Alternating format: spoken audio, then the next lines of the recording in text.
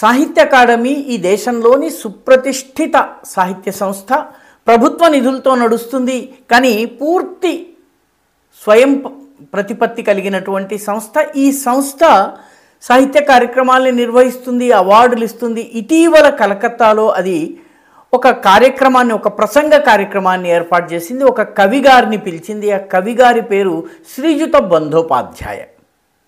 ఈ శ్రీయుత బంధోపాధ్యాయ గారు పిలవగానే కలకత్తాలోనే కాదు, దేశవ్యాప్తంగా నిరసనలు వెల్లువెత్తాయి. కారణం ఏంటంటే ఈయన పూర్తి హిందూ ద్వేషి.